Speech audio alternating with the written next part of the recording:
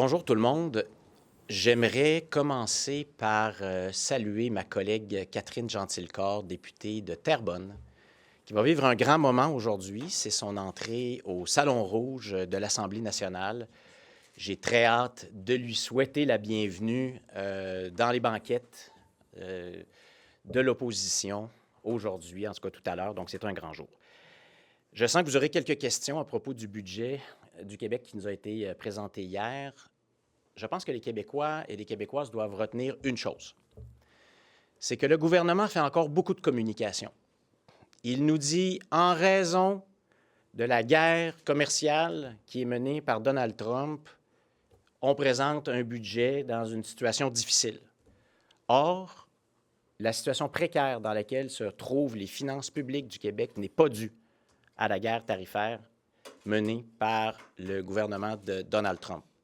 C'est le résultat de la mauvaise gestion des finances publiques par le gouvernement de la CAQ au cours des 7 dernières années. Quand on regarde le coût annoncé de cette guerre commerciale, c'est-à-dire l'impact sur, par exemple, la réserve que le gouvernement se garde en cas d'imprévu, 1 demi-milliard, les mesures annoncées pour soutenir les PME, moins d'1 demi-milliard, il reste quand même un énorme déficit qui a été creusé au fil des ans par la mauvaise gestion caquiste. Là-dessus, on est prêt à répondre à vos questions. Merci. Est-ce qu'il faudra augmenter les impôts? Hier, on a annoncé les solutions que nous, on propose, et il y en a des solutions. Si on met fin au bar ouvert des subventions aux entreprises qui ont coûté des dizaines de milliards de dollars aux Québécois, on en a une liste, là. Sur les médias sociaux, les gens peuvent aller la consulter. Le nombre de dossiers qui sont des échecs et qui ont coûté des milliards aux Québécois, bien, c'est des milliards qu'on n'a pas pour les services publics. 67 % d'augmentation des subventions aux grandes entreprises sous le gouvernement de la CAQ. Le Fonds de développement économique, perte de 4 milliards de dollars. Bien sûr, on passe notre temps à faire des prêts. Ce gouvernement de la CAQ passe son temps à faire des prêts. Les prêts pardonnables, là, ça veut dire que c'est des prêts non garantis. Ça coûte très cher à l'État québécois. Mettre fin à la bureaucratie qui a grandi, 72 000 personnes de plus depuis 2018, depuis l'élection de la CAQ, et essentiellement pour de la bureaucratie, pour du contrôle du message gouvernemental, pas des gens qui livrent des services. Donc, bien gérer l'État, arrêter les fiascos de type SACLIC qui coûtent très cher aux Québécois, ça fait partie des solutions. Nous, on propose aussi de mettre fin au plus grand gaspillage de l'histoire du Québec, c'est-à-dire les coûts du fédéralisme. 82 milliards de dollars à aller chercher au fédéral, là aussi, pour à peu près aucun service. Donc, il y en a des solutions. J'entends qu'il n'y a pas besoin d'aller chercher des revenus supplémentaires à travers une hausse des impôts. D'abord, une bonne gestion de l'État québécois, c'est ça qu'il faut absolument redresser, et ce n'est pas ce qu'on voit malheureusement dans le budget qui nous a été présenté hier. Rejeter toute possibilité de hausser les impôts des Québécois. Les solutions qu'on propose, là, je viens de vous les mentionner, et il y en a des milliards et des milliards à aller chercher là. Quand les gens entendent, comme encore la semaine dernière, là, c'est recyclage Varenne, à chaque semaine, c'est son nouveau dossier, où c'est des dizaines de millions de dollars ou des centaines de millions de dollars. Dans la gestion des finances publiques, il y a énormément de ménage à faire, et ça continue. Non, mais je vais être sûr, là, un gouvernement péquiste, un prochain gouvernement péquiste, n'augmenterait pas les impôts des contribuables. C'est pas dans notre programme. Je viens de vous mentionner les solutions qu'on propose. Comment vous le savez, je suis curieuse, que les 72 000 fonctionnaires ne donnent pas de service direct à la population? C'est les chiffres du gouvernement. Donc, on voit où sont les augmentations. Donc, il y a à peu près 50 % de l'augmentation qui est dans la bureaucratie. On voit, par exemple, qu'il y a 7, 8 ou 9 % de gens qui livrent des services dans le domaine de l'éducation, dans le domaine de la santé. C'est dans les chiffres du gouvernement du Québec lui-même qu'on est capable de voir ça. Ou hybride, là. Qu'est-ce que vous pensez de la contribution annuelle qui va être imposée, puis du fait qu'on a enlevé l'exemption là, pour les ponts à péage puis les traversiers? Bon, il y a un réaménagement qui a du sens, c'est-à-dire que ces véhicules-là roulent sur des infrastructures qu'il faut entretenir. Il y a par ailleurs des mesures qui compensent celles-ci, comme le retour du crédit à l'achat des véhicules électriques. Mais ce qu'il faut retenir, l'impact, par exemple, de la mesure dont on parle, je pense, c'est 75 millions dans le budget. Donc, c'est un impact assez mineur. Quand on est obligé d'annoncer ces mesures-là comme des mesures phares, alors que l'impact est minimal, c'est qu'on veut cacher l'essentiel du problème. L'essentiel du problème, c'est qu'aujourd'hui, Hier, le gouvernement de la CAQ annonce de nouveau qu'il a battu son propre record. Un déficit historique de 13,6 milliards de dollars qui est dû à sa mauvaise gestion. Pas qui est dû à la guerre commerciale, pas qui est dû... On nous parle encore de la pandémie dans le budget. C'est dû à la mauvaise gestion du gouvernement, des milliards de... Donc, il n'était pas trop tôt pour imposer comme ça une taxe aux conducteurs de véhicules verts. Ça ne risque pas de freiner l'adoption de véhicules électriques ou hybrides? Ces véhicules-là roulent sur les routes, empruntent les ponts, utilisent des infrastructures. Donc, ça nous semble avoir du bon sens. Mais, encore une fois, il faut voir l'impact que ça a sur les finances publiques, alors que ce qu'on a besoin, c'est un virage majeur dans la gestion gouvernementale. Et ce virage-là, on ne le voit pas arriver avec l'exercice qu'on nous Il y a propose. quand même une volonté de réduire la hausse des dépenses dans certains ministères, comme en santé, en éducation. Qu'est-ce que vous pensez de ça? On en est là. On en est là. Alors, on prévoit des augmentations des budgets de portefeuille qui n'est pas à la hauteur de ce dont on a besoin, vu la croissance des besoins. Alors, quand on nous dit que c'est 3 % l'augmentation, par exemple, du budget de la santé, alors que le ministre de la Santé lui-même dénonçait il y a quelques semaines en Chambre que sous les libéraux, ça avait été seulement 3 % et que les besoins sont de 5 %, bien, c'est que ça veut dire que parce qu'on a mal géré les finances publiques, on n'est pas capable d'investir assez là où il y a des besoins. Puis chercher, là, on parle de pourcentage, là, mais chercher ce que ça veut dire en chiffres quand on compare ça au budget de la santé, ça veut dire à peu près 1,5 milliard de dollars. N'est-ce pas une belle coïncidence? C'est le montant qu'on a forcé Santé Québec à aller chercher en compression budgétaire dans le domaine de la santé, alors qu'il y a d'autres solutions.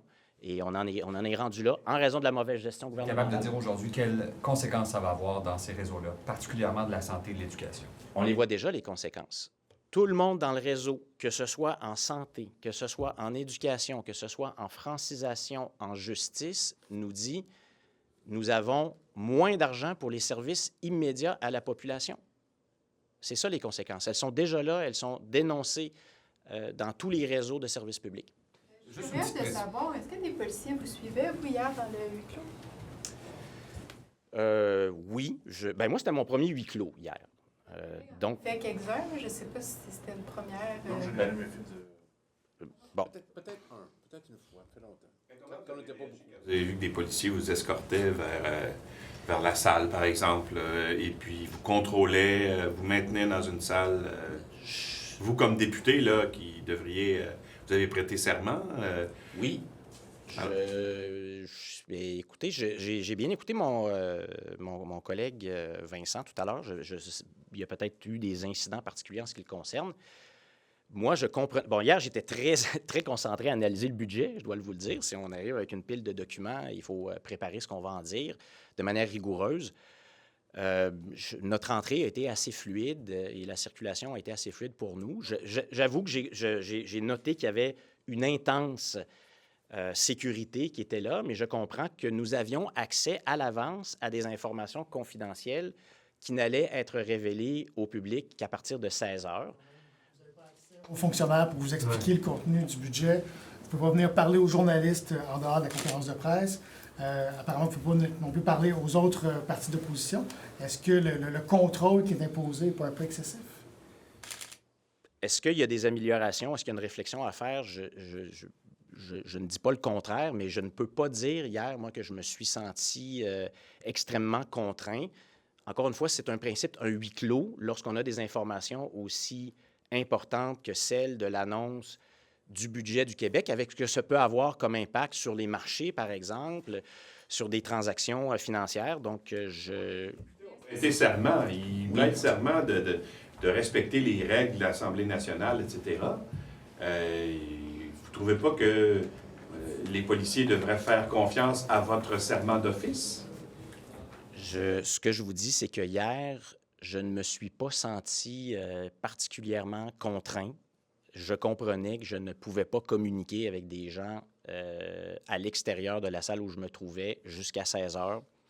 C'est ce qui s'est passé. Je comprends qu'il y a pu y avoir d'autres incidents autour dont je ne suis pas au courant et que je ne veux pas commenter en détail aujourd'hui. Outre mesure. Comme je vous dis, je ne suis... S'il y a des incidents par lesquels ou en raison desquels des députés se sont sentis pas respectés dans leurs fonctions, là, puis vous avez raison de le dire, on est des gens assermentés, puis je pense qu'il faut faire confiance au serment d'office des députés. S'il y a eu des incidents, je comprends que ça peut vouloir dire qu'on a à réviser ces règles-là. Je vous dis que moi, mon expérience, j'ai pas senti là, une contrainte exagérée. Regarding this budget, like, do you have an impression that Mr. Girard is using Trump tariffs and this threat, even though like he has the best case scenario, 10% in 2 years, but at the same time, there is like this huge deficit, and then we can see that in the near future, the expenses for health, for example, won't be sufficient. So it's kind of there is a reason why it's not going in the right direction, but is it the right reason for Mr. Girard to use? No, it is not. Indeed, Trump's tariffs are used as an excuse to explain what is a fiasco by this government over 7 years in managing our public money. When you look at the direct impact of the tariffs and the foreseen impact, it is quite minor considering the magnitude of the deficit that was announced yesterday, which is a record-breaking deficit over last year's record. So the CAQ government is breaking its own record, and it is entirely because of its poor management of public finances that we are in such a situation today. What do you make of the plan to balance the budget? Because during that plan, there'll be a change, potentially a change in government. It could be you guys. What do you think of that? Is that something you guys are going to have to respect and follow? What are your thoughts? The plan is not credible. There is a law applying to balancing the budget in Quebec, and the law must be respected. So the trick is that we are announced that in 5 years we'll be balancing the budget, save that we must find 2.5 billion that we have not found yet to balance the budget in 5 years. So it's an announcement that it's not credible as a plan. We have announced our intentions. Yesterday, there are a lot of measures that can be taken to better manage our public finances, and the CAQ government is not going in that direction because it's still doing the same thing, sending a lot of money to big multinational enterprises, foreign enterprises, and it's not the way forward to balance the budget. What did you think of the government putting $500,000 into creating a research observatory on constitutional issues?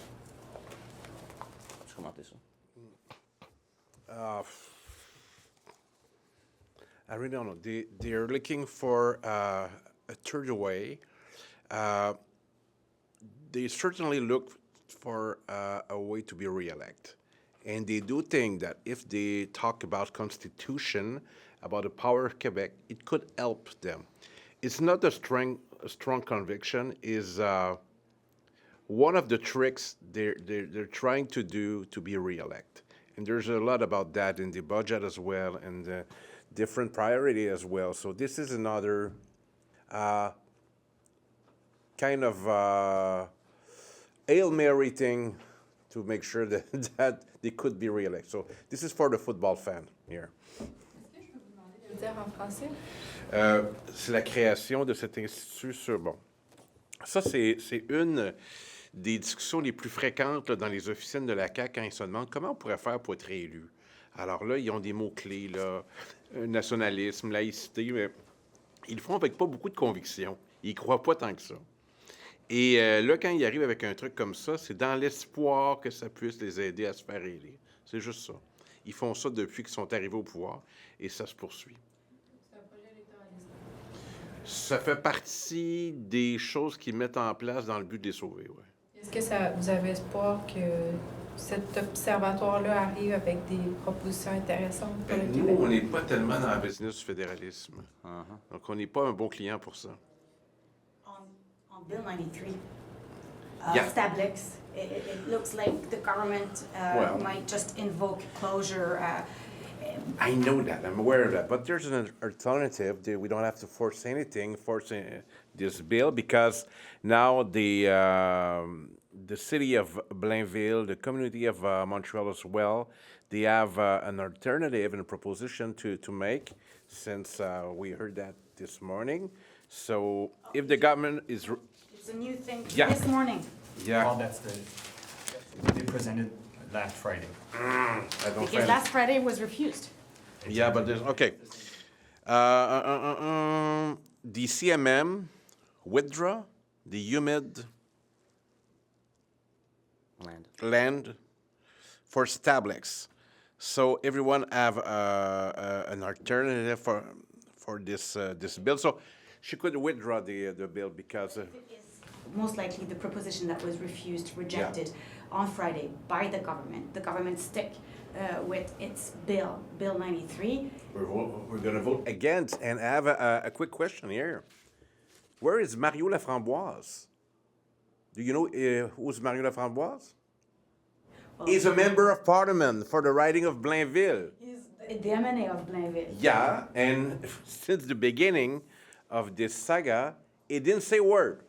He come every single day in the National Assembly because with his a card that the government give to him, because that's new for the whip, and he doesn't say anything about his people of Blainville. So I have a strong message for the people of Blainville. First of all, your MNA is Mario Laframboise. Second thing, it doesn't have to be Mario Laframboise next time. There's a strong demonstration right now, and feel free to express what you think about CAQ forcing Blainville to accept bad stuff from everywhere is not a good thing. I hope this is going to be kept.